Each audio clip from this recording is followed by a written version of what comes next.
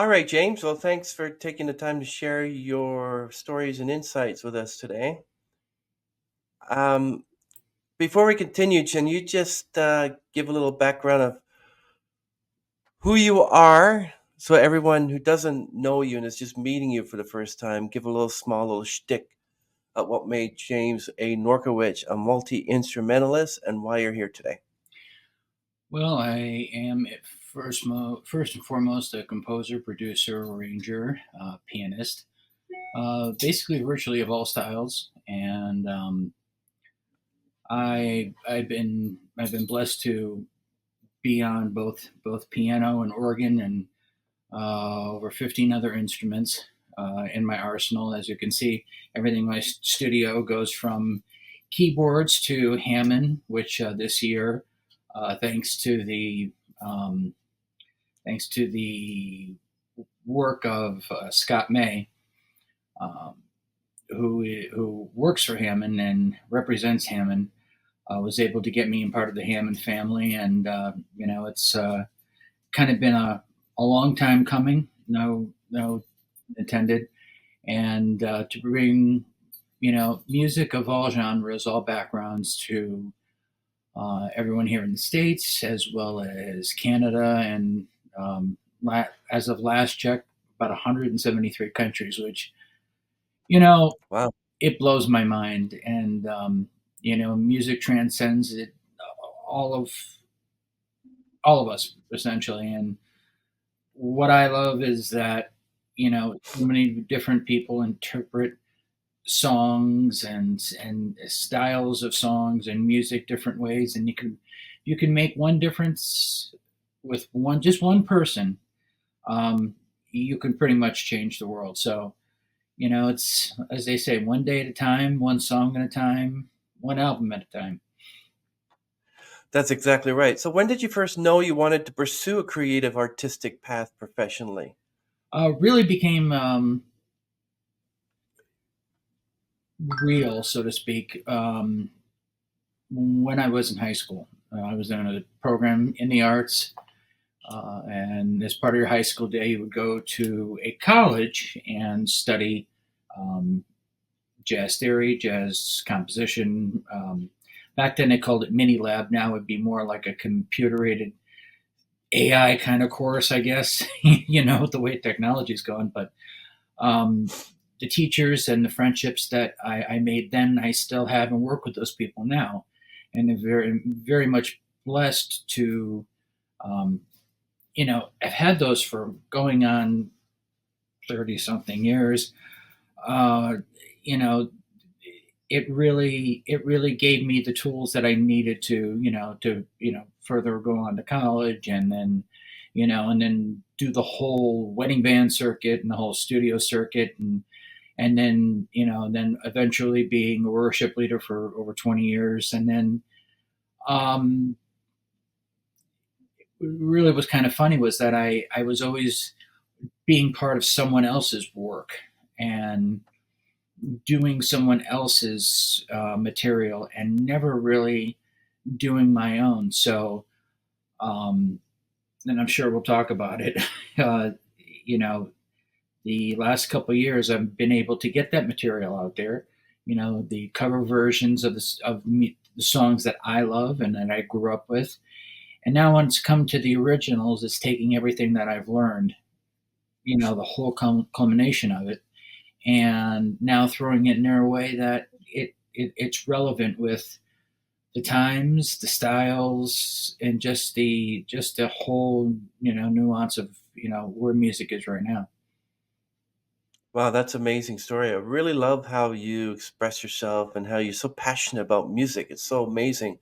So, for you, what's the most rewarding aspect of being a creative? What's the most rewarding aspect where you just finally come to and say, I love doing this part?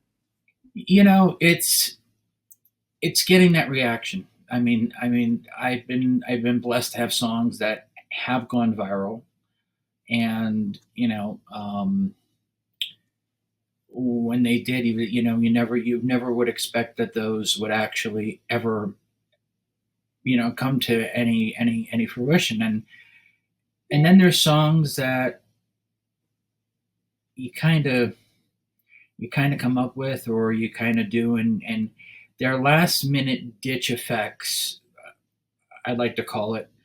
Um, this year, just around summertime, there was Hometown Homecoming, and I threw a song on there. It was like a last minute decision, and the video has gotten over 153,000 views and over 100 some odd comments. And to see that people understood what I was thinking, and to see that people understood what I was feeling, um, not only is love universal, but it's global, and the people felt the same emotion and were able to share that openly in a context and a conversation with one another. So I think that's important, because we live in a society where everybody feels like they have to be silenced, and your opinion doesn't matter. And you know um Yeah, as you know, I'm the biggest advocate of mental health. And if we're me not too. talking about things, and we're not talking about how we feel in song, whether it's good, bad, indifferent, whether it's for worship purposes, whether it's just for party purposes, then as a musician, as an artist, we're not doing our jobs if we're not conveying that to people. That they can't reach out and say, hey, something, that song really touched me, and I love this person, and I love that person, and this is how it made me feel. And when you read the comments, it's it's really surreal, Chris, because you go, I, I, I literally threw that song on at the last moment. But Wow. you always have to go with your gut. You never know what's actually going to happen. That's true, James. Before we get into your first album, Christmas Enchantment, which was just released, I believe, a month ago or 3 weeks ago, which is Yeah, very good, by the way. I want to ask you, can we hear a story about a resilience from your journey?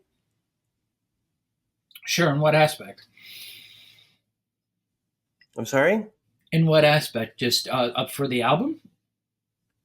Yeah, I'd like to know what sort of strengths and weaknesses and what sort of commitments and what sort of, they say that music is like 1% creation and 99% perspiration. No, 1% inspiration and 99% perspiration. How was it when you were creating the Christmas Enchantment album? What was going through your head? What was your So, mindset? so I wanted to create something that was unconventional for 2024.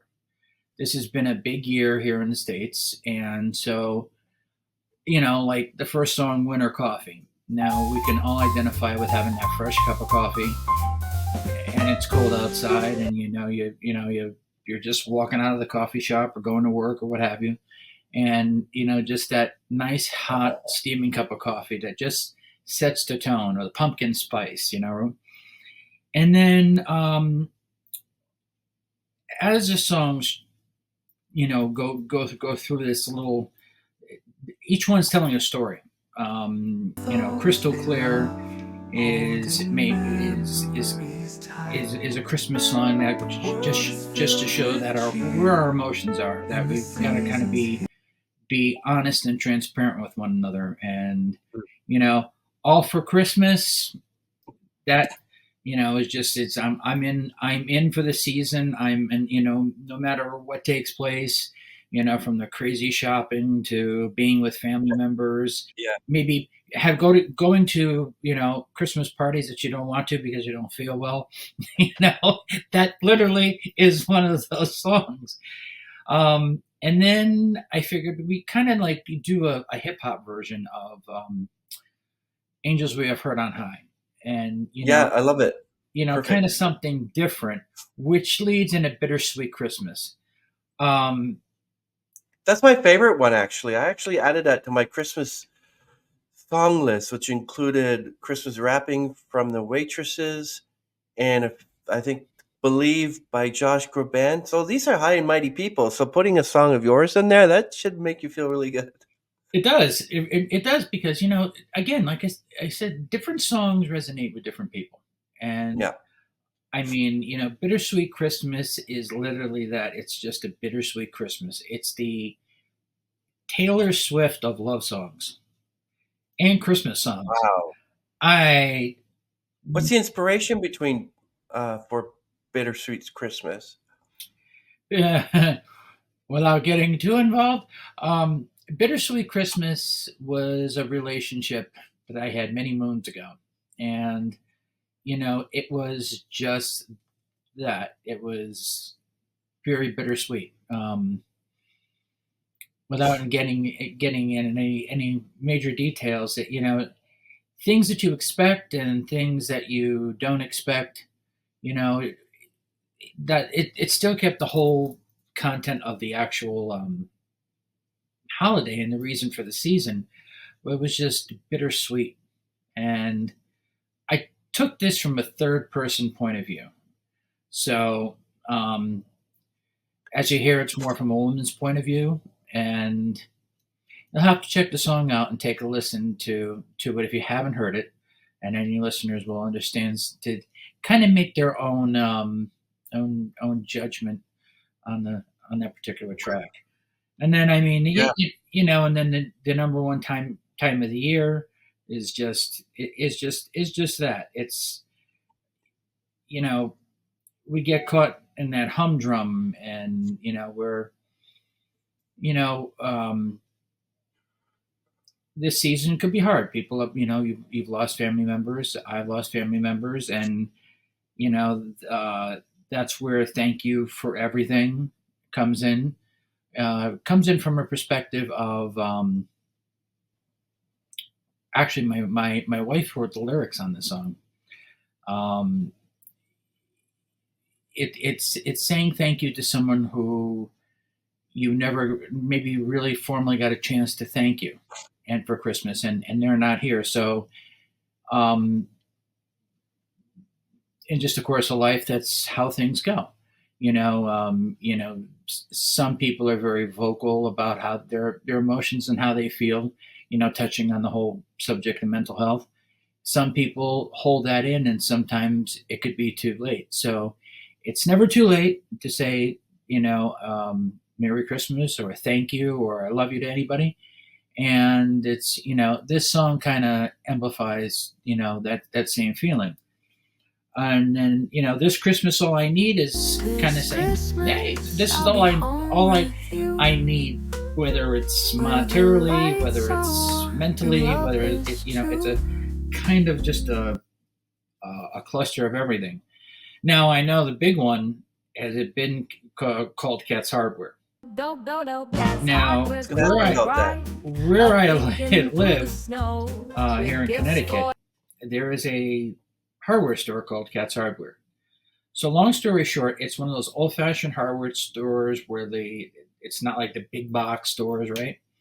Where you could go in and actually touch items and ask questions, and there's a cat and there's a dog in the hardware store, and they have fresh popcorn on Sundays, and it's more like when you're there, your family. And they're just a great group of individuals who work there, and have been there. And when my dad and I had gone in together, when my dad moved up to my neck of the woods, it was again, they welcomed him with open arms. And so they have a long, rich history, over 100 some odd years in business. And I just wanted to do something very jazzy, very melodic, something with a big band kind of feel. And I love it because the reception has been great, and some of the people there have made it into ringtones. So it's kind of the gift that keeps on giving because it's self promotional. So Yeah, I'm looking at that song, Merry Christmas, You Do, You Boo. What's that all about? What's the inspiration behind that? And you boo? Who's boo? yeah, Your so wife? that's kind of like urban slang. And Okay. if you watch some of the Hallmark movies, and if you watch some of the Yeah. Christmas movies that are out on Netflix. Um, it's I want to call it the anti-Christmas song, but it's a very nice way of, there are people who in this world that you just can't. It could be coworkers, it could be friends, it could be people on the street. It's like, basically, it's Merry Christmas. You do what makes you happy. The urban slang for it is "you do you boo," and you know, ever since releasing that track, the I've heard that phrase in more movies than I'm like, wait a minute, did we start a trend here? And it's one of those things that you'll have the Ebenezer Scrooges wherever you are in the world, and it's a nice way without using any negativity, just to say Merry Christmas. You do you, boo. You do what you're gonna do, but I'm still taking the time to wish you a Merry Christmas and wishing you the best of the season. Yeah, I love your shirt, Meowie Catmus. That's good. Three cats Yeah, and awesome. one Boston Terrier. You gotta. I really appreciate the new background that you have there. You have it all set up to look like you got the keyboard, the sound recorder there, I guess. But Yes. I really like the background. So there's the organ back there, and Hammond of course organ, my Triton, my Mote FX, and then nice. over here, I think I'm trying to look in the screen. Over here is actually the same keyboard that most of Whitney Houston songs were written on. Um, most of Michael Jackson, even the Police, and then what you don't see around me is guitar, bongos. Um, you know, I mean, we have it all. Oh yeah, yeah. What is that? A Gibson? That's a Gibson Taylor? bass. A So what? that's a Gibson bass. So if Sting were Gibson. to come here right now, we could have one heck of a jam session. That's awesome. Well, I really love your album and hope everyone loves Christmas Enchantment. Uh, okay, everyone, James Norkawich and his album Christmas Enchantment. Go and listen to it. Everything will be linked down below. See ya.